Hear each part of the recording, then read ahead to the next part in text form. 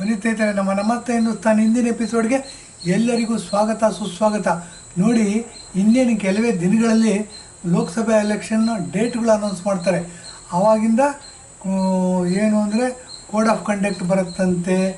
ಏನು ಪವರ್ನಲ್ಲಿದ್ದರೂ ಅವ್ರಿಗೊಂಥರ ಕೈಕಾಲು ಕಟ್ಟಿ ಹಾಕಿ ಈ ಜೋಡಿಯಾಗಿ ಬಿಟ್ಟಂಗೆ ಏನೇ ಇದು ಮಾಡೋಕ್ಕಾಗೋದಿಲ್ಲ.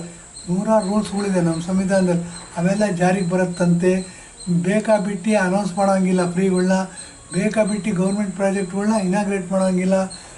ಈ ಥರ ನೂರಾರು ರಿಸ್ಟ್ರಿಕ್ಷನ್ಸ್ ಇರುತ್ತೆ. ಎಲೆಕ್ಷನ್ ಆದಷ್ಟು ಫ್ರೀ ಆ್ಯಂಡ್ ಫೇರಾಗಿ ಮಾಡಬೇಕು ಅಂತ. ಬನ್ನಿ, ಇದು ಒಂದು ಕಡೆ. ಆದರೆ ರಾಜಕೀಯ ಪಕ್ಷಗಳು ಏನು ಅಂತಂದರೆ, ರಾಜಕೀಯ ಅಂದ ತಕ್ಷಣ ರಾಜಕೀಯ ಹೇಗಿರಬೇಕು ಅನ್ನೋ ಪ್ರಶ್ನೆ ಬರುತ್ತೆ. ರಾಜಕೀಯ ಹೇಗಿರಬೇಕು ಅಂತ ಪ್ರಶ್ನೆ ಬಂದರೆ, ರಾಜಕೀಯ ನಿಂತ ನೀರಾಗಿರಬೇಕು ಅಥವಾ ಹರಿತಿರ್ತಕ್ಕಂಥ ನೀರಾಗಿರಬೇಕು, ನದಿಯಾಗಿರಬೇಕು ಅನ್ನೋ ಒಂದು ಪ್ರಶ್ನೆ ನಮ್ಮ ಮುಂದೆ ಬರುತ್ತೆ.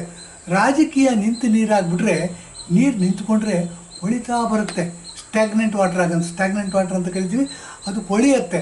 ಕೊಳೆದ್ಬಿಟ್ಟು ಏನಾಗುತ್ತೆ, ಪಾಚಿ ಕಟ್ಟುತ್ತೆ, ಇನ್ನೂ ಏನೇನೋ ಬ್ಯಾಕ್ಟೀರಿಯಾಗಳು ಬರುತ್ತೆ, ಹಾವು ಮಸಲೆಗಳೆಲ್ಲ ಬಂದ್ಬಿಡುತ್ತೆ, ಆ ಥರದ ಪ್ರಾಣಿಗಳು ಬಂದ್ಬಿಡುತ್ತೆ ನೀರು ಕೆಟ್ಟು ಹೋದರೆ ಅಂತ. ರಾಜಕೀಯದಲ್ಲೂ ಅಷ್ಟೇ, ರಾಜಕೀಯ ನಿಂತು ನೀರಾಗ್ಬಿಟ್ರೆ ಏನಾಗುತ್ತೆ ಅಂತಂದರೆ ಕೊಳಿತಾ ಬಂದ್ಬಿಡುತ್ತೆ, ಸಿಸ್ಟಮೇ ಕೊಳ್ತೋಗ್ಬಿಡುತ್ತೆ. ಇದಕ್ಕೆ ಅನೇಕ ಸಾಮ್ರಾಜ್ಯಗಳು ಹಿಸ್ಟ್ರಿನಲ್ಲಿ ಮುಳುಗೋಗಿವೆ ಈ ನಿಂತು ನೀರಾಗಿದ್ದರಿಂದ. ಅದರಿಂದ ಡೆಮಾಕ್ರಸಿನಲ್ಲಿ ನಾವು ಒಪ್ಕೊಂಡಿರ್ತಕ್ಕಂಥ ತತ್ವ by the people, of the people, for the people. ಇದು ತಗೊಂಡಾಗ ರಾಜಕೀಯ ಶುದ್ಧವಾಗಿರಬೇಕು, ರಾಜಕೀಯ ನಿಂತು ನೀರಾಗ್ಬೋದು. ಸಾಕ್ರೆಟೀಸು ಒಂದು ವಿಚಾರ ಸಂಕಿರಣದಲ್ಲಿ ಒಂದು ಮಾತು ಹೇಳ್ತಾನೆ. ಅವನು ನಂಬರ್ 1 ತತ್ವಜ್ಞಾನಿ ಪ್ರಪಂಚದಲ್ಲಿ. ಸಾಕ್ರೆಟೀಸ್ ಏನು ಹೇಳ್ತಾನೆ ಅಂದರೆ, what is permanent in this world ಅಂತ ಒಂದು ಸರಿ ಜಿಜ್ಞಾಸೆ ಬರುತ್ತೆ ಒಂದು ಸಂವಾದದಲ್ಲಿ. ಆವಾಗ ಸಾಕ್ರೆಟೀಸ್ ಉತ್ತರ ಹೇಳೋದು, ಓನ್ಲಿ ಚೇಂಜ್ ಈಸ್ ಪರ್ಮನೆಂಟ್ ಅಂತ.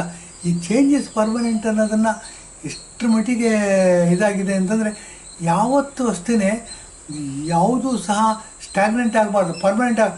ಅಪ್ಪ ಹಾಕಿದ ಆಲದ ಮರಕ್ಕೆ ನಾವು ನೇಣು ಹಾಕ್ಕೊಳ್ಳೋಕ್ಕಾಗತ್ತಾ ಅಂತ ಬೇಕಾದಷ್ಟು ಬಾಯಲ್ಲಿ ಕೇಳ್ತೀವಿ. ಅಂಬೇಡ್ಕರ್ ಏನೋ ಸಂವಿಧಾನ ರಚನೆ ಮಾಡಿಕೊಟ್ರು, ಆದರೆ 1947 ಇಸ್ವಿನಲ್ಲಿ ಅದು ಕರೆಕ್ಟಾಗಿತ್ತು. ಆವಾಗಿನ ಜನಗಳಿಗೆ ನ್ಯಾಯ, ನೀತಿ, ನಿಯತ್ತು ಇಷ್ಟು ಕೆಟ್ಟು ಹೋಗಿರಲಿಲ್ಲ. ಇವಾಗ ಏನಿದೆ ಪ್ರಪಂಚ, ಸೆಕ್ಸ್ ಮತ್ತು ದುಡ್ಡು ಅಂದರೆ ಅದು ಬರೀ ದುಡ್ಡಲ್ಲ, ಫಾಸ್ಟಾಗಿ ದುಡ್ಡು ಮಾಡಬೇಕು. ಇವತ್ತು ಭಿಕಾರಿಯಾಗಿರ್ತಾನೆ, ನಾಳೆ ಬೆಳಗ್ಗೆ ಹೇಳೋಷ್ಟು ಕೋಟ್ಯಾಧೀಶ್ವರ ಬಿಡಬೇಕು. ಅಂಥ ಪ್ರಪಂಚದಲ್ಲಿ ನಾವಿದ್ದೀವಿ. ಹಾಗಾದರೆ ನಮ್ಮ ಸಂವಿಧಾನವನ್ನು ಚೇಂಜ್ ಮಾಡಬೇಕು. ಸಂವಿಧಾನ ಚೇಂಜ್ ಮಾಡಬೇಕು ಅಂದರೆ ರಾಜಕೀಯ ಧುರೀಣರು ಯಾರಿದ್ದಾರೆ, ರಾಜಕೀಯ ಫೀಲ್ಡಲ್ಲಿ ಮುಂಚೂಣಿನಲ್ಲಿ ಯಾರಿದ್ದಾರೆ, ಅವರ ಮಾನಸಿಕ ಬದಲಾವಣೆಗಳು ಭಾಳ ಪ್ರಮುಖವಾದ ಪಾತ್ರವನ್ನು ವಹಿಸ್ತವೆ. ಅವರ ಮಾನಸಿಕವಾಗಿ ಬದಲಾವಣೆ ಆಗಬೇಕಾಗುತ್ತೆ ಅಂತಂದರೆ, ನೋಡಿ, ಸಾಕ್ರೆಟೀಸ್ ಹೇಳಿದ್ರು.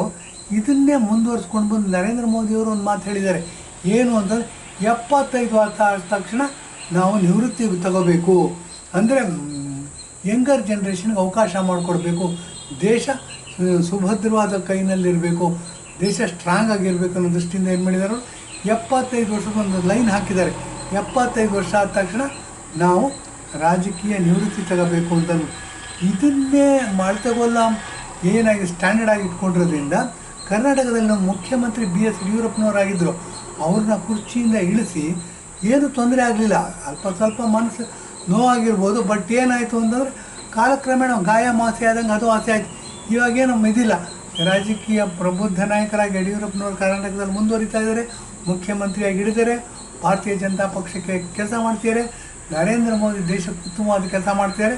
ಅವ್ರ ನೇತೃತ್ವದಲ್ಲೇ ದೇವರ ಮುಂದೆ ಹೋಗಬೇಕು ಅಂತಂದ್ಬಿಟ್ಟು ಟೊಂಕ ಕಟ್ಟಿ ಕೆಲಸ ಮಾಡ್ತಾಯಿದ್ದಾರೆ. ಕರ್ನಾಟಕದ ಉದ್ದಗಲಕ್ಕೂ ಓಡಾಡ್ತಾ 75 ವರ್ಷ ದಾಟಿದ್ರು ಸಹ ನಮ್ಮ ಯುವಕರ ಥರ ಕೆಲಸ ಮಾಡ್ತಾಯಿದ್ದಾರೆ. ಇದು ಗಮನದಲ್ಲಿಟ್ಕೋಬೇಕಾದ ಅಂಶ. ಈಗ ಬನ್ನಿ, ನರೇಂದ್ರ ಮೋದಿಯವರು ಸಬ್ಕಾ ಸಾಥ್ ಸಬ್ಕಾ ವಿಕಾಸ್ ಅಂತ ಹೇಳಿದ್ರು. ಮತ್ತು 75 ವರ್ಷದ ಗಡಿನೂ ಹಾಕ್ಕೊಂಡಿದ್ದಾರೆ. ಅವ್ರಿಗೆ ಇನ್ನೇನು 73 ವರ್ಷ ಆಗೋಯ್ತು. ಆ 74ನೇ ವರ್ಷ ಏನೋ ಮುಗಿತಾ ಬಂತು. ಈಗ ಮುಂದಿನ 5 ವರ್ಷನೂ ಅವರೇ ಪ್ರಧಾನಮಂತ್ರಿ ಆಗಿರ್ತಾರ ಅನ್ನೋ ಪ್ರಶ್ನೆ ನಮ್ಮ ಮುಂದೆ ಬರುತ್ತೆ.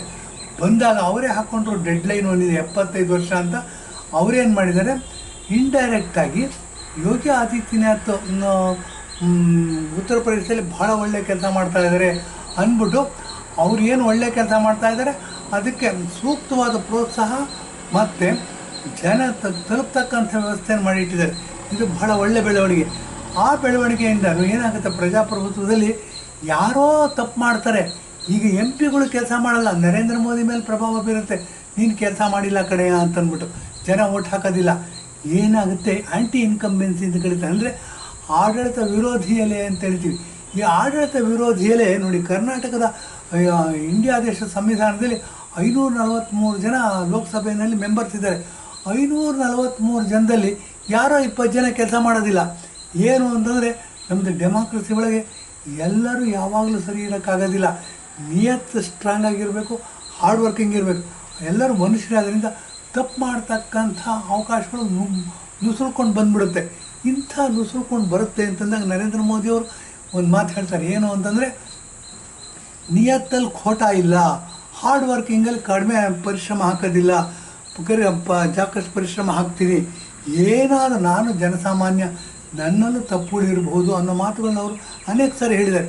ಇದೆಲ್ಲ ತೊಗೊಂಡಾಗ ಯಾರೋ ಎಂ ಪಿಗಳು ತಪ್ಪು ಮಾಡ್ತಾರೆ, ಅದನ್ನು ಆ್ಯಂಟಿ ಇನ್ಕಂಬೆನ್ಸಿ ಅಂದ್ಬಿಟ್ಟು ನರೇಂದ್ರ ಮೋದಿನ ಕೆಳಗಿಳಿಸ್ಬಿಡ್ತೀವಿ. ನೋಡಿ, ಪ್ರಜಾಪ್ರಭುತ್ವದಲ್ಲಿ ಎಷ್ಟು ಹುಷಾರಾಗಿದ್ದರೂ ಸಾಲದು, ಓಟ್ ಹಾಕೋರು ತುಂಬ ಜಾಗರೂಕರಾಗಿರ್ಬೇಕಾಗತ್ತೆ, ತುಂಬ ವಿಷಯ ತಿಳ್ಕೊಂಡಿರ್ಬೇಕಾಗತ್ತೆ, ದೇಶಭಕ್ತಿ ಫಸ್ಟ್ ಅನ್ನೋದನ್ನು ಮನಸ್ಸಲ್ಲಿ ಇಟ್ಕೋಬೇಕಾಗತ್ತೆ. ಬರೀ ರೈಟ್ಸ್ನ ಮಾತ್ರ ಕೇಳೋದಲ್ಲ, ರೈಟ್ಸ್ ಜೊತೆಗೆ ನಾವು ಡ್ಯೂಟೀಸು ಮಾಡಿದ್ದೀವಿ ಅನ್ನೋದನ್ನು ಕೇಳಬೇಕಾಗತ್ತೆ.